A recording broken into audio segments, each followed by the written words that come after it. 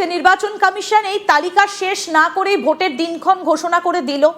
কারণ একটা কথা শোনা যাচ্ছে যে 15 তারিখ বা 16 তারিখ হয়তো ভোটের দিন ঘোষণা হয়ে যেতে পারে, সেক্ষেত্রে কি হবে?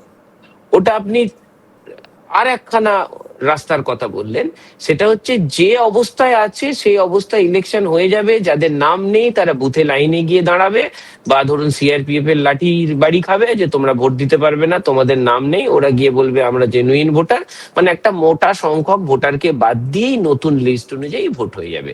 ওটা আর একটা রাস্তা, সেটাও ইলিগাল কাজই হবে, মানে সেটাও হতে পারে। আমি একটু বলি যে chief justice of Calcutta HC says কি বলেছেন তিনি বলেছেন যে 500 judicial officer from West Bengal are functioning as electoral registration officers, মানে ইআরও হিসেবে কাজ করছেন এবং এই ইআরও হিসেবে কাজ করছেন।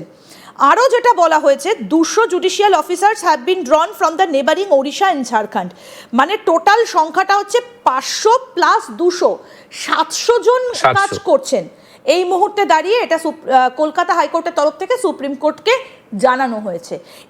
কিন্তু এখন প্রশ্ন হচ্ছে এই 700 জন, যদি আপনি যেটা বলছেন যে এইরকম কোনো এক্সাম্পল নেই যে এসআইআর শেষ না করে রাষ্ট্রপতি শাসন করে, তাহলে তো এটা নির্বাচন কমিশনের অপারগতা প্রমাণ হবে। নির্বাচন কমিশন নিশ্চয়ই নিজেরা করতে পারছেন না, সেটা তারা দেখাতে চাইবেন না। আপনি একটা ছোট্ট জিনিস ভাবুন না, ইলেকশন কমিশন তার নর্মাল লিস্ট প্রিপেয়ার করতে পারছে না বলে রাষ্ট্রপতি শাসন হবে। এটা এমন একখানা প্রেসিডেন্ট, যে কোনো রাজ্যে ইলেকশন কমিশন একখানা দায়িত্ব নেবে, বলবে আমরা শেষ করতে পারছি না, গভর্নমেন্টের মেয়াদ শেষ, অথবা রাষ্ট্রপতি শাসন করো। এটা কি করে সম্ভব হয়? এটা তো আইন পারমিট করছে না। রাষ্ট্রপতি শাসন কখন হতে পারে, তার যে প্রেসক্রিপশন আছে, তার যে কথা বলা আছে সংবিধানে, তার মধ্যে এরকম কোথাও নেই। এবং এই যে আপনি বলছেন ইলেকশন কমিশনের অপারগতা বা অযোগ্যতা, এটা তো সুপ্রিম কোর্ট যেদিন অর্ডার দিয়েছে জুডিশিয়ারি ইলেকশন কমিশনকে হেল্প করবে, সেদিন তো এটা প্রুভেন। এবার প্রশ্ন হচ্ছে তার অপারগতার খেসারত কে দেবে? জনসাধারণ দেবে, না বিজেপি সরকার দেবে, না তৃণমূল সরকার দেবে, না সাধারণ মানুষ দেবে, না জজেরা দেবে, না জুডিশিয়ারি দেবে? কে দেবে? ইলেকশন কমিশন যে তার কাজে ফেল করে গেছে, এটা যেদিন সুপ্রিম কোর্ট কগনিজেন্স নিয়েছে, যেদিন সুপ্রিম কোর্ট এই মামলাটা শুনতে শুরু করে অর্ডার দিতে শুরু করেছে, সেদিন কি এটা প্রমাণিত যে ইলেকশন কমিশনের যোগ্যতার উপরে একখানা প্রচন্ড ভাবে সন্দেহ তৈরি হয়ে গেল। আমরা অনেকদিন ধরে আলোচনা করছি, একেবারে শেষ পর্যায়ে চলে এসেছি আমরা এই আলোচনার। একটা বিষয় একটু আপনার কাছ থেকে জানতে চাইবো, মমতা বন্দ্যোপাধ্যায় রাজ্যের মুখ্যমন্ত্রী, তিনি সুপ্রিম কোর্টে গিয়েছিলেন, তিনি সওয়াল জবাব পর্ব করেছিলেন এবং ইলেকশন কমিশনের ভূমিকা নিয়ে তিনি প্রশ্ন তুলেছিলেন। তাহলে কি এখন তার সেই প্রশ্নে সেই পুরো বিষয়টা ঠেকলো? কারণ তিনি তো নির্বাচন কমিশনের ভূমিকা, তাদের অপারগতা, এগুলো নিয়ে প্রশ্ন তুলেছিলেন। তাহলে কি শেষ পর্যন্ত সুপ্রিম কোর্টের নির্দেশটাও সেটাকেই কি প্রক্ষারন্তরে কি দেখিয়ে দিচ্ছে? দেখুন, যে কোনো একটা ডিসপিউট তৈরি হলে দুই পক্ষ থাকে, দুই পক্ষ, এক পক্ষ যে কথা বলে আর এক পক্ষ উল্টো কথা বলে, কিন্তু তার মানে এই নয় যে দুই পক্ষ ভুল বা দুই পক্ষ রাইট। সঠিক কথা দুজনের মধ্যে কেউ একজন বলছে। আজকের দিনে মুশকিল হয়েছে, সঠিক কথা দুজনের মধ্যে কেউ একজন যখন বলছে, কেউ বলছে না এ সঠিক বলছে, তখনই তার একখানা যে চিন্তা ভাবনা, সেই চিন্তা ভাবনাটাকে পক্ষপাতিত্ব ধরে নেওয়া হয়। যেমন আমাদের লিগ্যাল কনসেপ্ট থেকে আমরা যতটা আলোচনা করলাম, সেখান থেকে যে যে সাবজেক্ট গুলো নিয়ে আমরা বসলাম, রাষ্ট্রপতি শাসন বা ইলেকশন কমিশনের অযোগ্যতা বা জুডিশিয়ারির কতটা ফাংশন, জুডিশিয়ারি ঢুকতে পারে কিনা, এই যে সমস্ত বিষয়টা থেকে, সেখানে মমতা বন্দ্যোপাধ্যায় সুপ্রিম কোর্টে দাঁড়িয়ে বলছে যে ইলেকশন কমিশন আমার এই যে বর্তমান সরকারকে বিপদে ফেলার চেষ্টা করছে বা পক্ষপাতিত্ব করছে, হোয়াট এভার, সেটা কিন্তু এই সময়টা যদি আপনি দেখেন, সেই সময় এই দিকটার পাল্লাটা একটু অবশ্যই ভারী। কারণ সুপ্রিম কোর্টও সেখানে ওই ম্যাটার নিয়ে শুনতে শুরু করেছে এবং তো টাইম টু টাইম ইলেকশন কমিশনকে জায়গা দিয়ে যাচ্ছে। সম্ভবত ইলেকশন কমিশনের জায়গাটাতে যে ইলেকশন কমিশন যে তার কাজ করে উঠতে পারছে না, এবং তখন মমতা বন্দ্যোপাধ্যায় বা মুখ্যমন্ত্রী বা অপোজিশন যারা রুলিং পার্টি, তারা যে শব্দটা বলছে যে না আমাদের সঙ্গে ইলেকশন কমিশন যে কাজটা করছে সেটা সংবিধান মেনে বা আইন মেনে হচ্ছে না, সে কথাটা কিছুটা তো যুক্তি পাই। একদমই, অনেক ধন্যবাদ সেলিম সাহেব আপনাকে, এবং খুব সুন্দরভাবে গুরুত্বপূর্ণ বিষয়গুলো আপনি তুলে ধরলেন। অনেক ধন্যবাদ, খুব গুছিয়ে বললেন আপনি পুরো বিষয়টা। আমাদের সঙ্গে ছিলেন বিশিষ্ট আইনজীবী শেখ সেলিম রহমান, আপনাকে অনেক ধন্যবাদ। তবে আজকে কি হলো সেটা একটু আপনাদেরকে বলি, এই অনুষ্ঠান শেষ করার আগে আপনাদেরকে একটু বলি যে আজকে সুপ্রিম কোর্টে কি হলো সেই বিষয়টা আপনাদেরকে জানাই।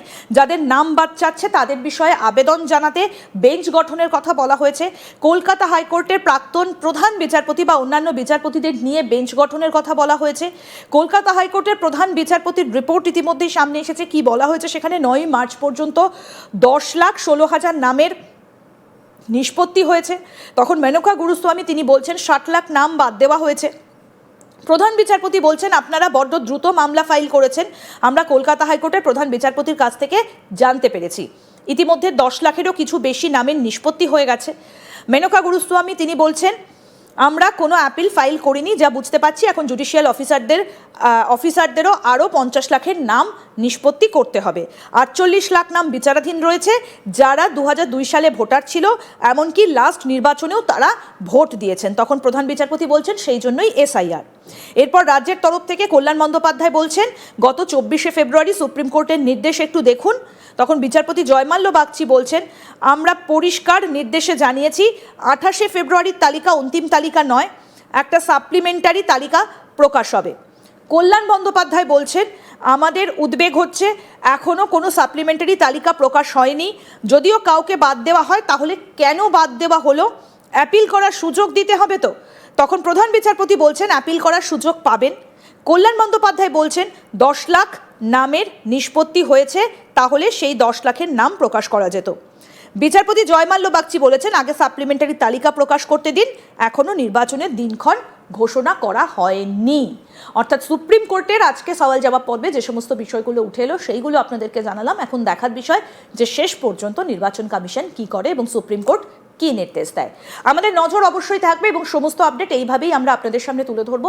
দেখতে থাকুন আজ তাক বাংলা, সাবস্ক্রাইব করুন। হতে পারে যে নির্বাচন কমিশন এই তালিকা শেষ না করেই ভোটের দিনক্ষণ ঘোষণা করে দিল, কারণ একটা কথা শোনা যাচ্ছে যে 15 তারিখ বা 16 তারিখ হয়তো ভোটের দিন ঘোষণা হয়ে যেতে পারে।